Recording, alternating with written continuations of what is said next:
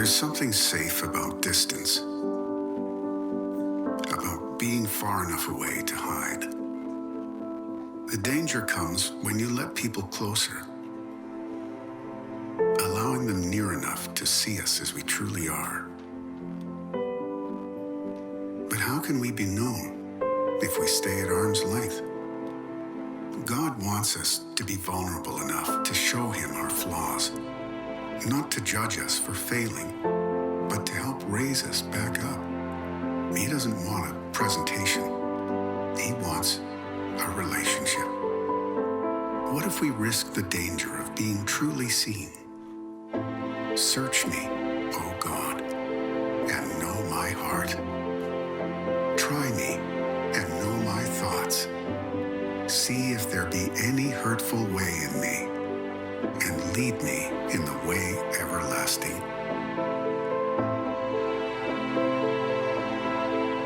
Well, that's what we've been looking at over the last several weeks. I know here on Wednesday nights, you've kind of paralleled what we're doing on Sunday mornings. For those who don't come to church, I am Bobby Smith. I'm the lead pastor here. I get the privilege tonight. I used to be a youth pastor. I'm actually a recovering youth pastor now. And so for 15 years of my life, out of the 30 years of ministry now, or almost 31, I was a youth pastor. So it's kind of a homecoming for me. We've been looking at this concept, search me. And we've looked at David, where David said, search me, God, and look for the things in my life that aren't right. And I'm not going to ask for a show of hands right now, but I would bet that most of us in this room would go, yeah, there's a few things that I know that if God were right here looking at me, that I wouldn't be real proud of. And tonight we're going to take a look. I know you looked at thoughts week 1 and pride week 2, and tonight I'm going to talk about this thing called courage. One of the things that I love, how many people love a good underdog story, like where somebody, that barely can make it, seems to make it. I was reading about one and watched one happen this past week, and the guy was born to a 14-year-old mother. The mom was 14 years old. He was less than 4 pounds when he was born, and he had all kinds of medical problems, cleft palate, and I don't know the proper term, but I think they call it a hair lip, or I don't know exactly what they call it, but he had facial disfigurement. And they said to the mother that he will not live. At 4 pounds, there's no way. He was born premature. There's no way he's going to live. And it was interesting because they said if he does live, he'll end up being a real small guy. He'll only probably be a little bit over 5 foot, maybe 5 foot the max, and he'll probably weigh not much more than 95 pounds. And so he's going through life, and he makes it to high school. I want to fast forward to his freshman year in high school. His freshman year in high school, he makes it on the football team. Now, he's still kind of a small guy. He's not super big, but he makes it on the football team. He gets voted to be placed onto the varsity team, and then he blows out his ACL. And if you know anything about knee injuries, that's the worst. That is the widowmaker. He'll never play again. Very few people, especially when they have it that young. Fast forward to his senior year. He's fine. He's playing football again. All these Division I schools, and when I say Division I schools, I'm talking about the Georgias and the Clemsons and the Alabamas, and, well, South Carolina couldn't afford him. But all the other schools were all looking at him. And his senior year in high school, he blows his knee out again. Now, I want you to fast forward 2 more years. He gets picked up by a Division I school. He is the second leading rusher on his football team right now and the 3rd string running back for the University of Georgia. His name is Zamir White. And it's funny, the name that they gave him, his nickname is Zeus. And if you know anything about Zeus, he was a Greek mythological god of strength. And it's interesting. I love a story like that. I love a story like that because I see it all throughout the Bible too. And I can relate to it. And tonight, if you'll just give me a few minutes, not a lot of time tonight, just a few minutes, I want to talk about a character that most of us know about. It's the character that wrote the Psalm in 139. But there's a story way back, and he's up against a giant. And he's up against this huge, obstacle, this huge problem, this huge issue. And I would almost guarantee you, if you were honest with yourself, even the ones that kind of look like we're real cool and all that most of us have some giants in our lives. Most of us have some things, and it may take on the look of a problem at school. It may take a look on a problem at home, and it may look like a divorced family or a broken family. And it may look like a health situation. Whatever that is, we all have those things in our lives. So there's no doubt that a lot of us in this room, myself included right now, are in this very situation. It seems like the challenges are too great, the opposition's too strong, and seemingly no way to win. So what I like to do is not so much talk about the end of the story of David, but the middle of the story. How did he get great courage to stand up against the giant? Because let's just be honest. I need, who's the biggest guy in this room? I need a big guy, real big guy. Nathan.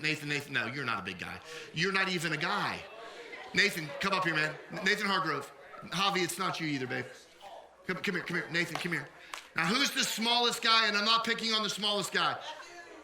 Who's Matthew? Is this Matthew? Give it up for Matthew. Give it up for Matthew. Well, we could have picked. Is this Matthew? No, I need you up on stage. Hey, I don't care who's smaller. Just come on up here.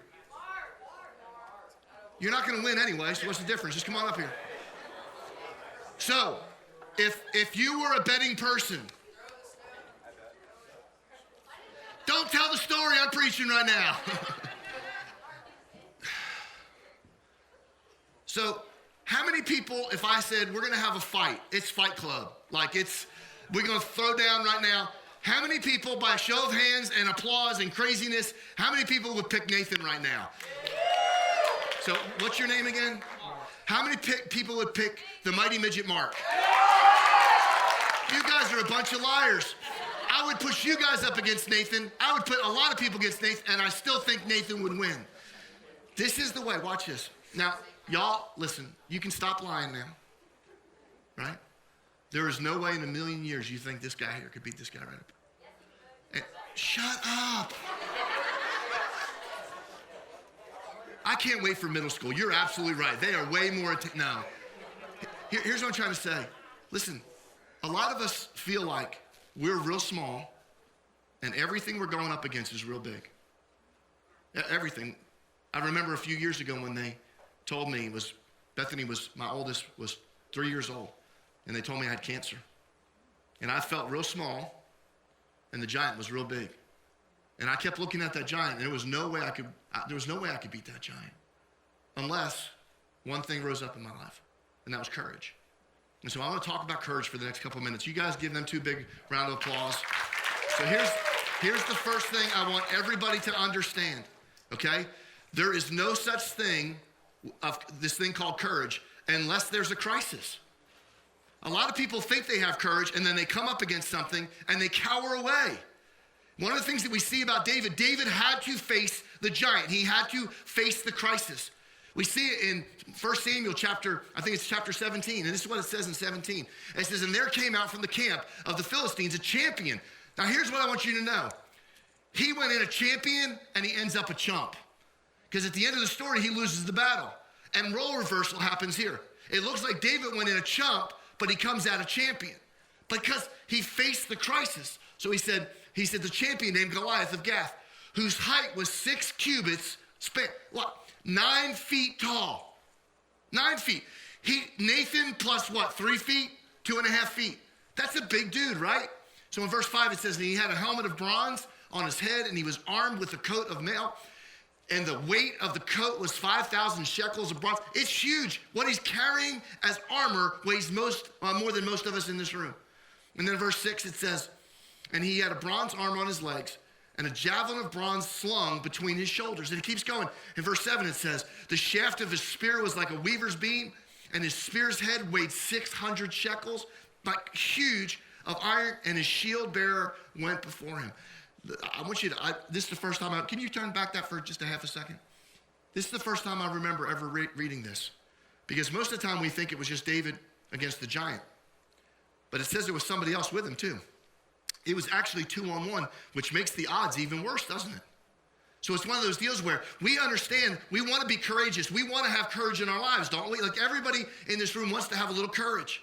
The problem is that we will never have that courage until we face that crisis. I'm going to give you the characteristics of a crisis. You take notes. You're going to want, and even if you're not dealing with something right now, you will deal with something eventually. Characteristics of a crisis. A crisis always seems to be larger than life. Every time we go through, when it was cancer, struggle with children, when we lost our first child, all those things, that crisis, that problem seemed to be larger than life. Verse 4, read it back with me again. Chapter 17, verse 4. And there came from the camp of Philistines a champion named Goliath, whose height, he was a big dude. Like he wasn't my size, he was a big dude. And that's what a crisis looks like every time we see it. You want to talk about indestructible. He was carrying bigger things. He was going through life with bigger things than most of us even carry, or most of us even weigh. Here's the second thing.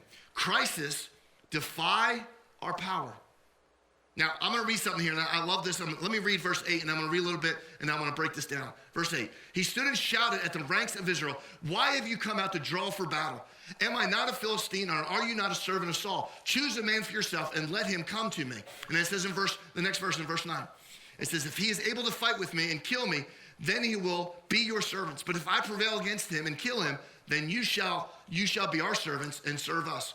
Verse 10, and the Philistine said, I defy the ranks. You know what he's doing right here? He's calling them a bunch of punks. Hey, how many people know that's exactly what bullies do? They call you out. They pick on you. They mock you. They say you're not worth anything, or you can't do that. You can't have it. You'll never be anything in life. I literally had a teacher in my senior year in high school. I was a pretty decent athlete, but I had a teacher that said in my yearbook, you will never amount to anything because all you do is dream. And there's been sometimes I want to send pictures of this place right here and go, really? Nothing. But you know what happens? You know what I found out? He was superimposing the fact that he was a nobody. And he didn't have a lot of things to be thankful for on every person around him. They defy our power. And you know what else? Crises seem to happen. And if you're an adult in this room, you'll know. Crises seem like they will last forever. They just seem like they last every night.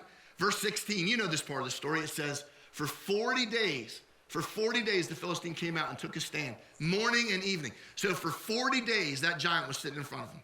For 40 days, he was mocking the children of Israel. And that's the problem with a crisis. It doesn't seem like it goes away. And if you don't deal with it, guess what happens? It'll deal with you, won't it? That problem, that struggle, you can't ignore it. You can't pretend it's not there. It'll haunt you. What was David's response? This is why he built courage. This is why we can say that David was a person of courage. Verse 26, it says, and David said to the men who stood by him, what shall be done for the man who kills? You know what he was saying? Come on, punk. I'm the man right here. Is there an extra prize if I go out there and beat him? Now, when's the last time we stood up to the giants in our life with that kind of attitude? And said, and David said to the man who stood by him, what shall be done for the man who kills the Philistine and take away the reproach from Israel? For who is this uncircumcised Philistine? Now, these are high school students, so I can be a little bit more graphic, right? He was messing with his manhood.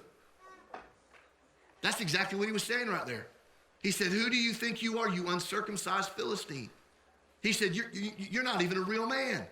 You're not even a real, like, that's what happens. And David says, listen, I'm not gonna allow this giant tear me down. I think the best response to acknowledge in any crisis in our life is that our God is bigger than the crisis. And that's what David was saying. So here's the second thing. Courage requires us to face the critics. Do you know that in every circumstance or every situation in life, I don't care what you're doing, you're gonna have people that tell you can't do it. You're gonna have people say that you're not good enough, you're not big enough. And you know what I'm finding out? Critics are obsessed with the trivial. You know what trivial is? The little small details.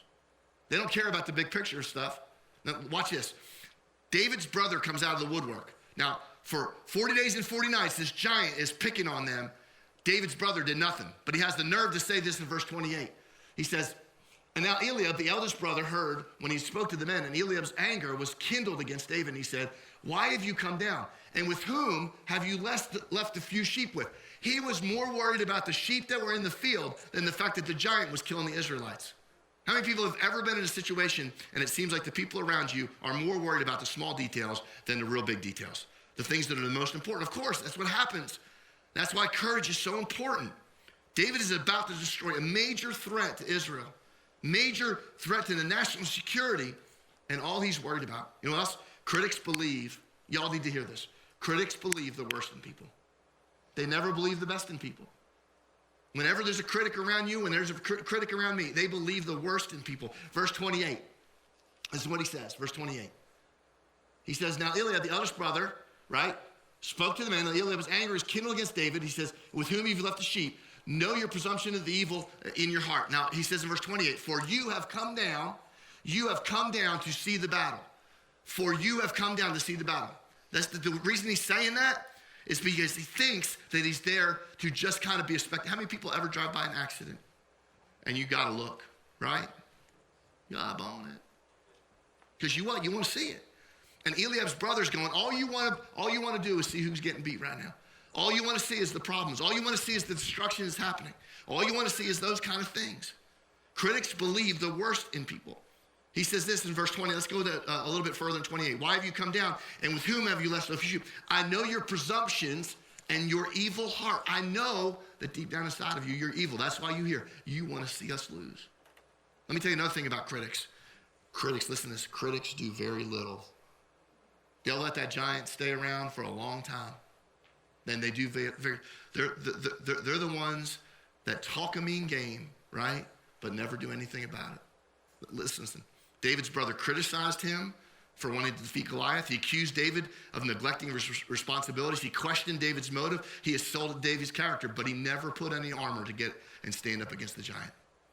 All he was worried about was the fact that his brother left the sheep. What would happen? That's what critics do. What would happen if we stood up? David's response, verse 30. Listen what it says here. And he turned away from him. Did you catch that? He didn't even pay attention to his brother. He turned the other way. He said, I don't have time for a critic.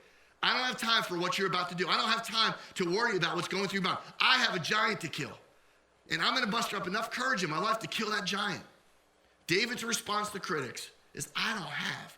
And I think that's the best response. When people come against you, they try to disregard your dream. They try to tell you, that's right, what'd you just do?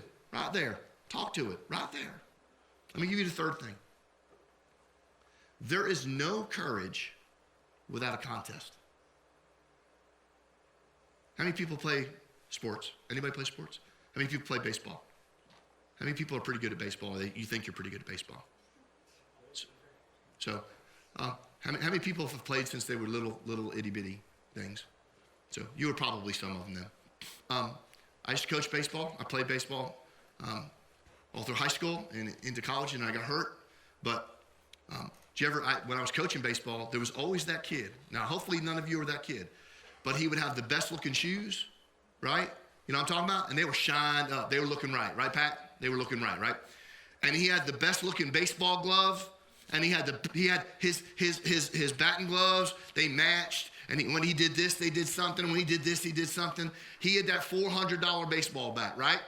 He had the hat that was cocked sideways, but it was a flat brim, and he looked good, right? He brought his own helmet. That's how good. He brought his own helmet, right? So he would show up to the game and do all that kind of stuff. And then right as he was getting ready to get to the plate, he would be doing all this. And I saw this. We were down in Dominican Republic a few years ago on a missions trip, and we were actually in the town. How many people know who Albert Pujols is? Albert, okay? So we were actually in the town where Albert lived, and we were doing a baseball clinic. And so I'm sitting there, and and this kid gets up there and looking just like that. Now, we're poor. He's looking like that, and he starts swinging the bat, swinging the bat, swinging the bat, swinging the bat, swinging the bat. And I was pitching, and the first pitch, he never lifted the bat off his shoulder. The second pitch, now I was 50 years old. I'm not throwing what I used to do in high school. The second pitch, the bat never comes off his shoulder. The third pitch, the bat never came off, 3 strikes in a row. And you know what he said? He said, you didn't give me time to warm up. You know what I say? He looked the part, but he couldn't play the part. And you know what I'm finding out? There's lots of people that look the part, but they can't play the part. And it's when you go to the contest, when you have to fight the enemy, when you have to have courage, that's when the real battle happens. Because without the battle, anybody know what a blowfish is? What's a blowfish? They puff up real big, right? And they're in the water. That's good. They blow up real big, and they scare the other fish by just making themselves big. That is their only defense mechanism. And how many people know in the world we live in, there's a lot of people that are blowfish. They blow up real big, but there's not a lot to them, is there? They blow up, look how big I am, and there's not a lot to them. And that's what we're going to find out that Goliath was. Until David stepped into the battlefield, until he could regard as just a little kid with big ideas, until he made that move, he was just little David. Now, here's what I'm going to say. Even if he lost the battle, he did more than everybody else, didn't he? So even if you walked up there and Goliath took care of business, he still did more than anybody else. What was his strategy? I love this. First thing is he established the terms of the battle. This is what he said. This is not a great battle, a battle plan, but it's in verse 40. It says, and he took his staff in his hand, And he chose 5 smooth stones from the brook and put them in a shepherd's pouch, and his sling was in his hand, and he approached the Philistine. That was his battle plan. He was going to take 5 smooth stones. That's it. You know the story. We know what happened. He spun it around. But he said, I'm going to establish the battle on my terms. We're not going to play with big spears. We're not going to play with all this armor. I'm going to do it this way. How many people in the room know who Muhammad Ali is? Anybody? So I was afraid that I was going to share this because I was going to Muhammad Ali, and I was going to go. So he used to be a big mouth. He used, I am the greatest. I am the greatest. But you know why he was the greatest? Every fight he fought on his terms. He actually came out with a kind of a way to fight. He called it the rope-a-dope. And he literally would stand there in the ropes, and he would wait till he knew he could take so many punches, he knew he could protect himself, and he would wait till the opponent would just absolutely tire themselves out. And then he'd come, and y'all remember a guy named Mike Tyson? Mike Tyson's another one. He took the battle to people. And I'm talking when he took the battle to people, 3 seconds, 2 seconds. I mean, he was a weapon of mass destruction. If you do anything in life that takes courage, we've got to do it on our terms. Really not our terms. We should do them on God's terms. That's what I loved about those guys, is they did things, the battle, on their terms. David also refused to be intimidated. He was not going to allow that giant to talk smack to him. Listen to me say, let's read a few more verses. I'm almost done. 44. The Philistine said to David, come to me, and I will give your flesh to the birds. Now, I don't know about you guys. That scares me a little bit. Anybody else? Dude, somebody comes, I'm going to give your flesh to the... Holy cow.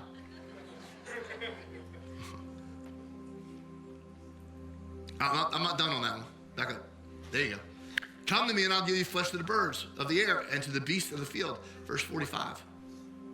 It says, then David said to the Philistine, you come to me with a sword and with a spear and with a javelin, but I come to you in the name of the Lord of hosts, the God of the armies of Israel, who I have defied. Watch this. This gets really good. Next verse. This day the Lord will deliver you into my hand, and I will strike you down and cut off your head. Yes. He said, I'm going to whoop your tail. Now, could you imagine that little kid, Mark, walking up to Nathan Hargrove and going, I just want you to know, we're going to throw down. And I just want you to know, I'm going to cut your head off when it's all done. That's what he's saying here. He said, I'm going to give it to the wild beasts of the earth, that all the earth may know that there is a God of Israel. All the earth. He said, I'm going to take care of business, is what he's saying. Could you imagine anybody speaking with that kind of boldness? Now, here's a question. You need to answer. I can't answer. How do you speak to your giant? Whatever that giant is, how do you speak to it? What's it look like for you? Maybe it's a bad home life. How do you speak to that giant? Do you cower away from it? Do you make excuses? Maybe you have, bad grade, whatever it is. How are you speaking to, maybe there's a bully that picks on you. How are you speaking to that giant? I was in 9th grade, Allentown High School. I had just moved from one school to another. I moved from the city to the country. In the city, we dressed a certain way. In the country, flannel was their school colors. It was a totally different mentality. As soon as I started going to school, I got picked on because I looked different.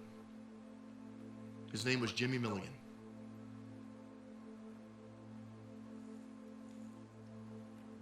He'd beat me up every day on the way to school. He was my next door neighbor. He would be my friend. He'd stop by the house. We'd walk to school. We'd get halfway to school, and he'd beat me up. I'd go to school with no lunch, no money, clothes all ripped. It was every day. And so what I started doing is I started not going to school. I started skipping school. I told my mom I was sick. So my mom and dad went to go get me all kinds of tests. I was struggling. I was failing. 9th grade. I was a great athlete. I was a very popular person, but the bully, the giant, was picking on me. And it was one day, for some strange reason, we got into a fight We lived on a pond. It was wintertime, and we were playing hockey. And I checked him. If you've ever watched hockey, I checked him, cross-checked him. And I didn't cross-check him in the chest. I cross-checked him in the mouth.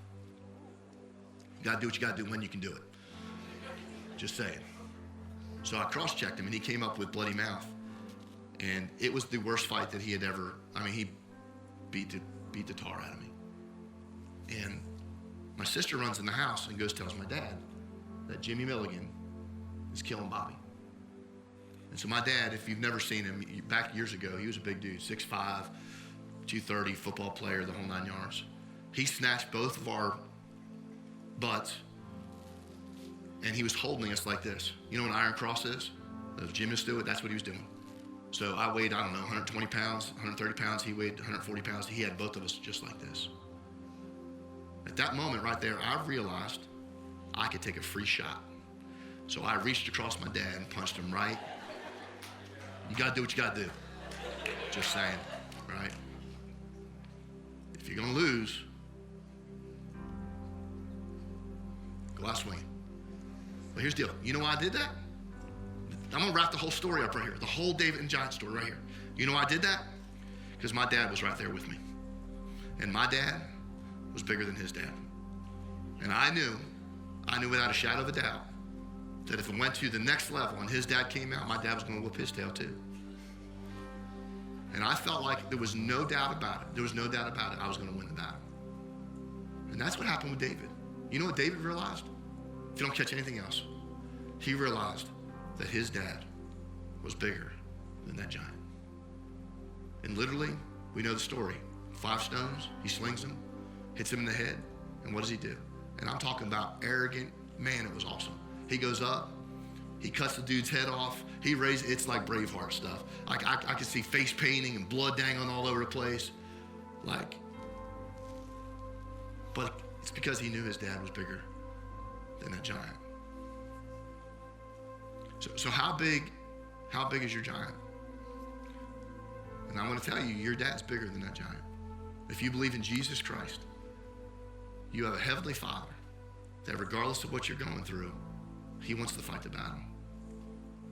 Y'all do me a favor, can you just kind of shut your eyes for half a second?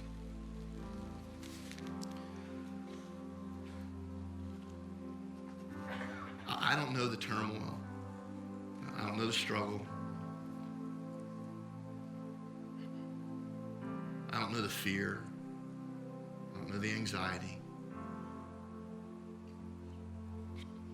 I don't know what these students are going through. But I know this. I went through a lot of it. Fear and anxiety and depression.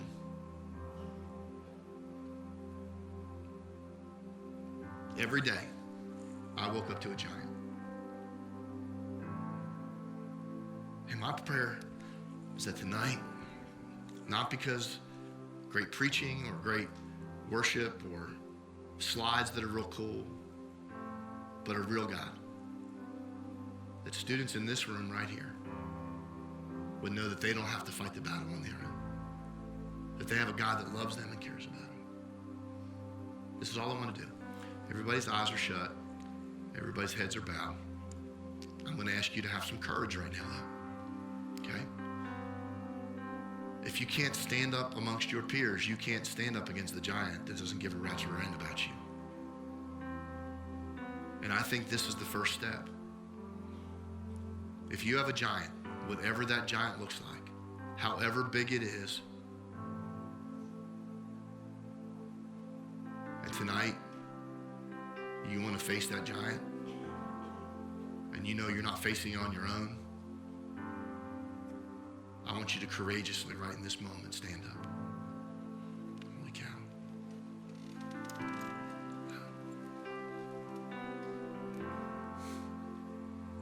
Okay. Like I said, I don't know what your giant is or what it looks like. It could be something at home. It could be something at school. It could be something right here. But I know my God's bigger than that. I know my dad's bigger. Can I get a couple of the leaders just to stand in behind? If you're with your students, just stand in behind the students for a second.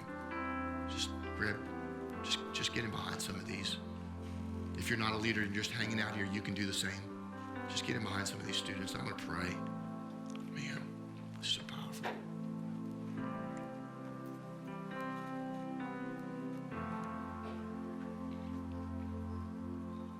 All week long, God, I've been praying that prayer that I read about on Sunday morning. Not by might, not by power, but it's by my spirit, says the Lord. And like I said, I don't know what these guys, these girls are going through, but I know this. I know this. I know this. That giant's real. It's a real thing. It happens. It comes against you. And critics come with it. People telling you that you'll never, ever, ever, ever be able to beat the giant. That there's no way. You're not strong enough. You're not big enough. You're not spiritual enough. And all I want you to do tonight is I want you to stand up against that giant and just say, my dad's bigger than your dad. My dad is bigger than the giant that's facing me. My dad is going to do exceedingly abundantly above all I can ask or imagine. My dad's the one that wrote the book that says John 10:10. He's going to give me life and give me to the fullest. My dad is the one that's going to do those things.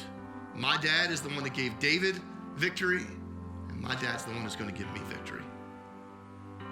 And I pray over every one of these students that stood up right now, that God, they would walk out of this place somehow or another with a strength they've never had before, with the tenacity to face the giant, with the ability to know that they can't do it on their own or in their own strength, but with you, this is possible. And God, I pray that as I've learned over the last 30 or so years, this all starts with my relationship with you, Jesus, that I can have strength. You did for me what I couldn't do for myself. And because of that right there, I win the victory. You won the victory, so I win the victory. You beat death, hell, and the grave, and I can beat the giant. And I pray that you would give victory tonight in Jesus' name. And everyone said, amen.